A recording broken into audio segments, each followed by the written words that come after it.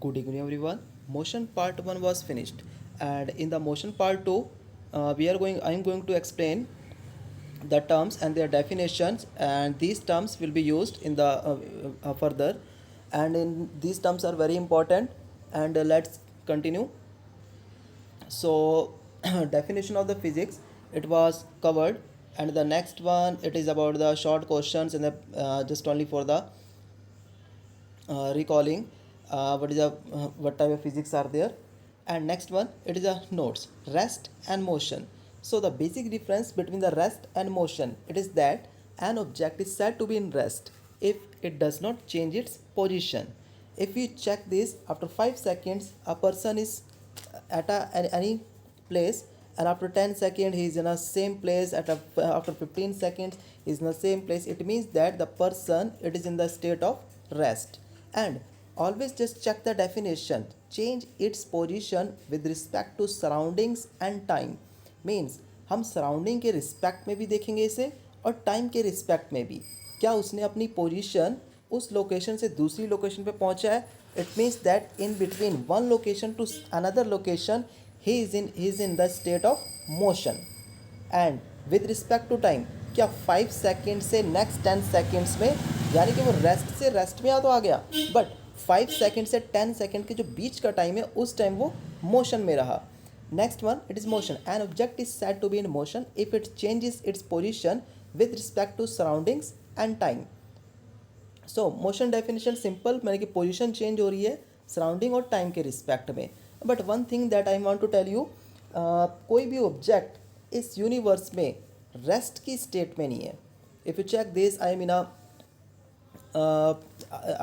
Earth, we are in earth. So earth में क्या है, अर्थ भी मूवमेंट कर रही है यहाँ पे, यानी कि हम भी मूवमेंट कर रहे हैं. And there is a sun, it's location is not fixed.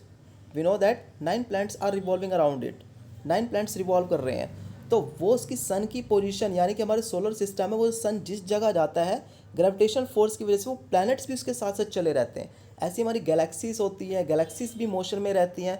यानी कोई भी चीज़ इस ब्रह्मांड में, इस यूनिवर्स में रेस्ट में नहीं है. लेकिन हम रेस्ट को फिर डिफाइन कैसे कर रहे हैं? डिफाइन मीन्स हम उसको यहाँ से इस हिसाब से चेक कर रहे हैं कि विद रिस्पेक्ट टू सराउंडिंग, यानी कि वो उस विद रिस्पेक्ट टू सराउंडिंग, जैसे कोई पिलर के पास, अगर कुतुब मीनार हो गया, पिलर हो गया, उसके पास कोई पर्सन खड़ा है, हमने 5 सेकंड के बाद चेक किया, 10 सेकंड के पास चेक किया, वो पर्सन वहीं पर ही खड़ा है. ठीक है, तो इसका मतलब ये हुआ कि with respect to this pillar और a Qutub Minar he is in a state of rest.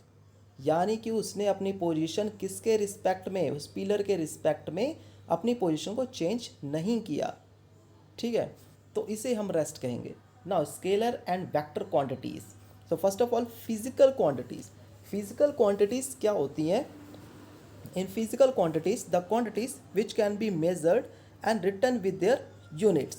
ठीक है, यानी फिजिकल क्वांटिटी जिन्हें हम मेज़र कर सकते हैं. मेज़र मीन्स जैसे मास, लेंथ, स्पीड, टेम्परेचर, पावर, इन सब चीज़ को हम मेज़र कर सकते हैं. हम बता सकते हैं कि भाई यहाँ पे स्पीड कितनी है. स्पीड मीन्स कोई भी व्हीकल अगर चल रहा है यहाँ पे तो हम उसकी स्पीड बता सकते हैं. It is a 5 metre per second.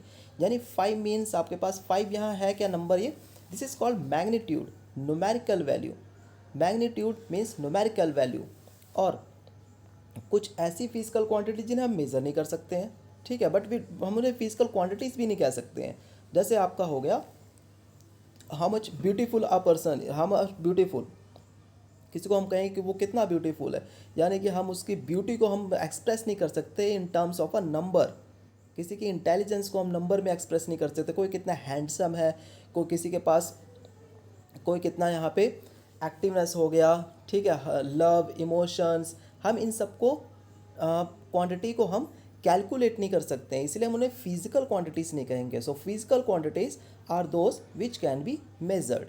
यानी फिजिकल क्वांटिटी को हम मेजर्ड कर सकते हैं और कैलकुलेट कर सकते हैं. सिंपल वर्ड से हम कैलकुलेट कर सकते हैं. ठीक है, सो स्केलर क्वांटिटीज़ क्या है?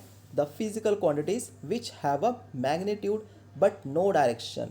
इट मीन्स दैट ऐसी क्वांटिटीज़ जिनके पास सिर्फ मैग्नीट्यूड होगा, न्यूमेरिकल वैल्यू. जैसे मास हो गया, हम इसे मेज़र करते हैं तो हम कहते हैं 5 kg, 10 kg. What is 5 and 10? 5 और 10 क्या है? ये मैग्नीट्यूड है. This is a numerical value. 5 और 10 न्यूमेरिकल वैल्यू। और जब हम इसे मेज़र करते हैं तो हम इसमें डायरेक्शन की बात नहीं करते हैं। It means that these are scalar quantities and it may be positive or negative, and the other examples are length, speed, distance, time, density, work, power, temperature, charge. These all are scalar quantities जिसके पास सिर्फ magnitude होता है, यानी कि एक numerical value होती है, हम उसमें डायरेक्शन की बात नहीं करते हैं। Now vector quantities, physical quantities which have both magnitude and direction, यानी उसके पास मैग्नीट्यूड भी होगा और डायरेक्शन भी होगा। तो ऐसे केसेस आपको, बाकी ये सब जो वेक्टर क्वांटिटी हैं ये आपके पास आगे जब हम कहीं टॉपिक में पढ़ेंगे वहाँ और थोड़ा क्लियर होगा। अभी के लिए बस फिजिकल क्वांटिटीज़ जिसके पास मैग्नीट्यूड होगा और डायरेक्शन होगा, यानी कि हम उस फिजिकल क्वांटिटी के बारे में मैग्नीट्यूड की भी बात करेंगे और डायरेक्शन की भी बात करेंगे, उसे हम वेक्टर क्वांटिटीज़ में डालेंगे। और ये ज़ीरो भी हो सकती है पॉजिटिव और नेगेटिव में। Displacement, force, momentum, velocity, acceleration, ये सारे टर्म्स हम आगे आने वाले चैप्टर्स में पढ़ेंगे। वहाँ इनकी डेफिनेशंस, फार्मूलाज, फिर न्यूमेरिकल्स, इन सब चीज़ के बारे में पढ़ेंगे। बेसिकली इन फिज़िक्स में क्या होता है, सो इन फिज़िक्स हम फिज़िक्स में एक्चुअली पढ़ते क्या है, इसमें हम यहाँ पे हमारे पास होते हैं फर्स्ट ऑफ ऑल कंसेप्ट, यानी कि कंसेप्ट हमें क्लियर होना चाहिए, टर्मिनोलॉजी क्लियर होनी चाहिए, उसका फॉर्मूला, जैसे कि मोमेंटम हो गया, और भी आपके पास power, work, energy, force, charge, viscosity, surface tension, इन सब का हमें मीनिंग पता होना चाहिए। ये सारी टर्म्स आपके पास फिज़िक्स में यूज़ होती हैं। एक करंट हो गया, इलेक्ट्रिसिटी, रेजिस्टेंस, इन सब टर्म्स का हम यूज़ करते हैं यहाँ पे। इनकी डेफिनेशंस, फार्मूला, ये सब क्लियर होना चाहिए। तो फर्स्ट कंसेप्ट हो गया। नेक्स्ट वन न्यूमेरिकल्स मीन्स कि आपके पास कोई प्रॉब्लम आएगी, उससे आप, जैसे सिंपल मैथमेटिक्स, आपके पास कोई फिजिक्स की प्रॉब्लम है तो बस उसमें हम मैथमेटिक्स यूज़ करेंगे, फॉर्मूला यूज़ करेंगे, उसे सॉल्व करेंगे। And the next one is derivation means अगर कोई आपका फॉर्मूला बनता है, just like in the picture you can see S equal to U T plus half A T square, S equal to U plus V upon two into T, ये सब आपके पास formulas होते हैं। E equal to M C square, ये आपके पास formulas हैं। तो ये फॉर्मूलाज बने कैसे हैं, इसी को हम डेरिवेशन कहते हैं। Three things are, what are the three things? It's the next first one, conceptual questions, numericals, and the next is derivations. तो तीन चीज़ों पे फोकस करते हैं हम यहाँ फिजिक्स में। तो अभी तो हम यहाँ पे कंसेप्ट की बात कर रहे हैं, डेरिवेशन एंड न्यूमेरिकल्स की बात मैं बाद में करूँगा। तो कंसेप्ट मीन्स डेफिनेशन, वो सब क्लियर होनी चाहिए। So next one we have here slope, and the examples of the vector quantities, it is displacement, force, momentum, velocity, acceleration. slope आपके पास, जैसे आपने यहाँ 8th स्टैंडर्ड में पढ़ा होगा, प्रोबेबिलिटी और भी टर्म्स यहाँ पे पढ़ी होंगी कुछ कैलकुलेशन के लिए। मैथ्स में क्या है, इसमें अब हम फिजिक्स मैथमेटिक्स में एक स्लोप होता है। Slope means steepness of the line, it is denoted by m, and the m is equal to y2 minus y1 x2 minus x1. it is a formula to calculate the slope of a line. ठीक है, तो इस जो हमारी mathematics की जो term है slope, हम इसका यूज़ करेंगे यहाँ पे ग्राफ में। And the first one graph we have state of rest, it is a distance time graph. तो you can see here along the x axis we have time, along the y axis it is distance. So rest के graph को अगर आप देखो तो one पे इसकी position क्या है, 100 मीटर, 2 पे 100, 3 पे 100 मीटर, 4 100 मीटर, 5 100 मीटर, यानी यहाँ पे टाइम तो वेरी कर रहा है, 1 2 3 4, मैंने यहाँ पे 5 तक का स्केल रखा हो तो ये वेरी कर रहा है, बट डिस्टेंस आपका कितना है, इट इज़ 100. सो 100 मीन्स कि वो 100 मीटर चला था और अभी तक वो 100 पे ही है, अपनी पोजीशन उसने चेंज नहीं की है। If it doesn't change position, it means that he is in a state of rest. Next one, we have a uniform motion where object covers equal distance in equal interval of time, it is called uniform motion. अगर इस graph में आप check करो तो simply graph को एक simple तरीके से समझो। यहाँ पे अलॉन्ग द टाइम में 1 सेकेंड पे उसका डिस्टेंस कितना कवर किया है, 10. 2 सेकेंड्स पे डिस्टेंस कितना कवर किया है, 20. What is the difference between 2 and 1? It is 1. What is the difference between 20 and 10? It is 10. यानी 1 सेकेंड में वो 10 मीटर चल रहा है। अगर आप ऐसे ही आगे देखो 2 और 3 के बीच में, 2 3 how much, it is 1, and 2 3 how much, 20 and 30. अगले 1 सेकेंड में फिर उसने कितना कवर किया, 10. between 3 and 4 how much 1 second, and distance is 10. यानी equal interval of time, equal interval कितना 1 सेकेंड, एंड इक्वल डिस्टेंस कितना कवर कर रहा है 10 10 10 10 10, then we call it uniform motion. Next one for the it is a slope. तो यहाँ पे थोड़ी कैलकुलेशन कर रखी है, ये मैं स्लोप की बात कर रहा था. तो नेक्स्ट टॉपिक मेरा ग्राफ पे ही होगा. ग्राफ को मैं बड़े अच्छे ढंग से बताऊंगा इसे, कि इसमें हमारे पास स्लोप को, यानी कि मैथ्स की जो टर्म है, हम स्लोप को यूज़ कैसे कर रहे हैं यहाँ पे. इन सिंपल वर्ड्स अगर आप इसे देखो तो ये ग्राफ है कैसा ग्राफ आपके पास, टाइम वर्सेस पोजीशन. ठीक है, पोजीशन टाइम का ग्राफ है, पोजीशन टाइम का ग्राफ है, और ये आपके पास ये जा रहा है. तो हम इसे यूनिफॉर्म मोशन के केस में कह सकते हैं, नियर अबाउट यूनिफॉर्म मोशन वाला केस है, रेस्ट का केस तो है नहीं है. नॉन यूनिफॉर्म का केस भी कह सकते हैं. इसे मैं आगे क्लियर करूंगा कि स्लोप कैसे हेल्प कर रहा है. अगर आप इसे चेक करो 10 metre per second, 10 metre per second means हमने इस लाइन का स्लोप कैलकुलेट किया है, और 10 metre per second we get the speed, हमें स्पीड मिली है. तो ग्राफ से अगर हम स्लोप कैलकुलेट कर रहे हैं, slope of a line, we get the speed. ठीक है, इसे मैथमेटिकली और मैं एक्सप्लेन करूंगा इसे. ठीक है, with the help of more examples. यहाँ एक आइडिया दे रखा है आपको. Next one non uniform motion. Non uniform motion जैसे आपके पास यूनिफॉर्म में equal distance in equal inter of time, but in this case unequal distance in equal inter of time. So this is a graph. Curvy linear आएगा आपके पास, straight line नहीं होगा. So we call it non uniform motion. Distance and displacement. Distance word हम normally तो use करते ही हैं. Distance simply है क्या, in short actual length of the path. Actual length of the path, जैसे आप अपने घर से चले हो और घर से चलते हुए स्कूल तक पहुँचे हो, आपने जितना भी यहाँ पे टर्न लिया होगा, let us suppose from this one chalk, then after moving to any shop, then after you are taking another turn. So you are calculating the all the distances, whether it is a zigzag path, you are covering the all the distances, and the sum of the all the small path, it will give you a distance. It means the actual length of the path covered by the body. It is a scalar quantity.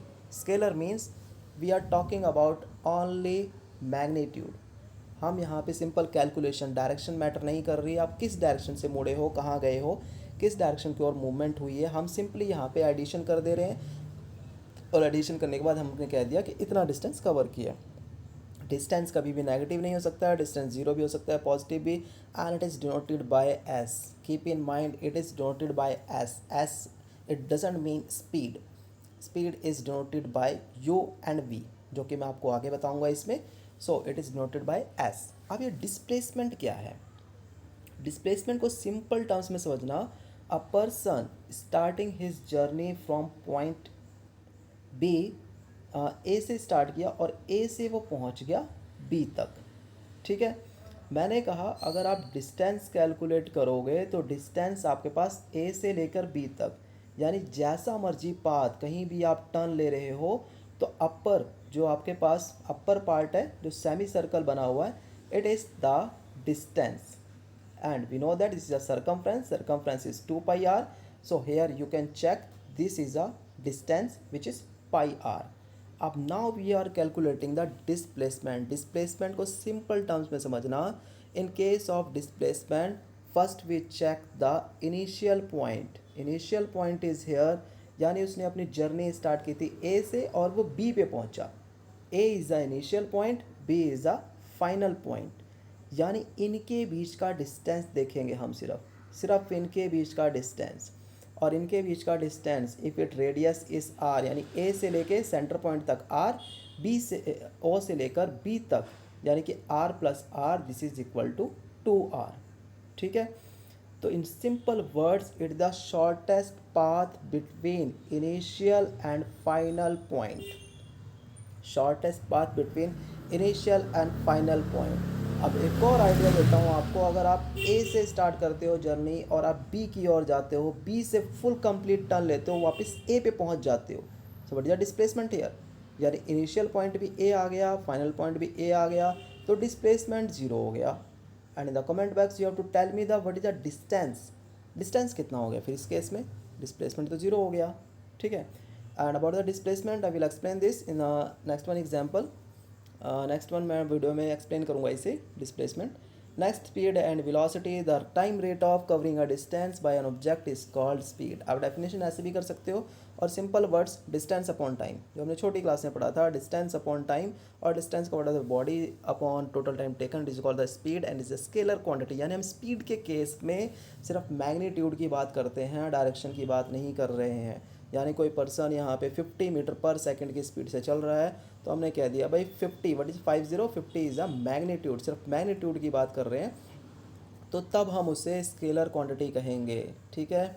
और अब यहाँ पे आ गया velocity. अब ये velocity term आपको परेशान करेगी, क्योंकि स्पीड वर्ड यूज़ नहीं होगा फिजिक्स में, वेलोसिटी की ही बात चलने वाली है. The speed of an object in a particular direction is called velocity. यानी कि मैंने कहा था 50 मीटर पर सेकंड की स्पीड से कोई पर्सन चल रहा है, अब मैंने डायरेक्शन ऐड कर दी कि नॉर्थ की डायरेक्शन में चल रहा है, नॉर्थ की डायरेक्शन में, then I will call this velocity. It means that कि आपके पास अगर वेलोसिटी की बात करें तो speed plus direction, speed plus direction, then we call it velocity. और अगर सिर्फ मैग्नीट्यूड की बात चल रही है कि 50 मीटर पर सेकंड से चल रहा है, तो हम उसे सिंपली स्पीड कहेंगे. ठीक है. तो यानी speed in a particular direction it is called velocity. Both have same unit, and velocity के केस में ये ज़ीरो, नेगेटिव, पॉजिटिव हो सकती है, but in case of distance negative and positive. In case of a distance negative, positive. And now the last and the important topic, it is a acceleration. Acceleration, if you check this in a car and a motorbike, यानी कि आप अगर आप speed change करते हो तो आप क्या मूवमेंट करते हो, यहाँ पे किसकी मूवमेंट, एक्सीलरेटर की मूवमेंट करते हो इन केस ऑफ अ बाइक. ठीक है. एक्सीलरेटर वो कर क्या रहा है, वो आपकी वेलोसिटी को चेंज कर रहा है. ठीक है. और we call it the rate change of velocity is called acceleration. यानी कि वो टर्म को क्या बोलेंगे, एक्सीलरेशन बोलेंगे, कि या आपने पर सेकंड कितनी वेलोसिटी को चेंज किया, पर सेकंड कितनी वेलोसिटी को आप चेंज कर रहे हो. ठीक है. और ये भी एक वेक्टर क्वांटिटी है, यानी कि हम यहाँ पे डायरेक्शन की भी बात करेंगे इसके मैग्नीट्यूड के साथ. And the unit is metre per second square. But the unit of speed and the velocity it is metre per second, and the acceleration metre per second square. Now initial velocity, keep in mind, यहाँ पे दो तरीके की velocity की हमेशा बात चलेगी. जब आप यहाँ से बाइक पे हो तो इनिशियल वेलोसिटी कितनी, zero, and the final velocity, यानी अब आपने वेलोसिटी, अपने वेलोसिटी कितनी अचीव कर ली उसे हम फाइनल कहेंगे. यानी कि स्टार्टिंग वेलोसिटी और ending velocity, we call it starting ending. But in the physics we use initial and final velocity. Initial velocity denoted by U and the final velocity denoted by V. Time taken T. So acceleration क्या क्या definition होगी, the rate change of velocity, यानी कि velocity में कितना change आया, change in velocity, final minus initial, v minus U, and the total time taken upon t. So this is the first formula for the acceleration. इस पे अब आपके पास ये फर्स्ट फॉर्मूला बन गया है, a is equal to V minus you upon T. इससे पहले भी फॉर्मूला था, speed is equal to distance upon time, जो कि सिंपल फॉर्मूला है, फिफ्थ क्लास से यूज़ होता है. But ninth standard a is equal to V minus you upon T, it gives you acceleration. तो ये जो एक्सीलरेशन है ये आपको बहुत जगह परेशान करेगा. इसकी डेफिनेशन को समझ लेना अच्छे ढंग से, क्योंकि आगे f is equal to M A. ठीक है. एक्सीलरेशन समझ आया, यही एक्सीलरेशन आपके पास g बन जाएगा, small g, acceleration due to gravity, f is w is equal to M G. ये आगे पास एक्सीलरेशन चलता ही रहेगा, ये टर्म आपके पास बहुत यूज़ होगी. ठीक है. I repeat again, the rate change of velocity is called acceleration. It is a vector quantity, unit is metre per second square, and the formula is equal to v minus you upon t. Now the average speed, अगर आप average speed calculate करना चाहते हो, simple formula, total distance travel upon total time. अब keep in mind the distance is denoted by s. तो मैंने यहाँ पे s1 s2 s3, मतलब कि आपने पहला डिस्टेंस जितना कवर किया होगा s1 s2, यानी टोटल डिस्टेंस का समअप कर दो, टाइम का भी समअप कर दो, डिवाइड कर दो, and we get this. But in case of average velocity case में ऐसा नहीं होगा. एवरेज वेलोसिटी केस में आपकी स्टार्टिंग की वेलोसिटी कितनी थी, we call it initial velocity, और फाइनल वेलोसिटी, एंडिंग पॉइंट पे वेलोसिटी कितनी थी, we call it final velocity upon total time taken. So guys, in the next video I will discuss about how to calculate the slope and from the graph how can we calculate the slope and what slope gives you, And how can we understand the different types of graph?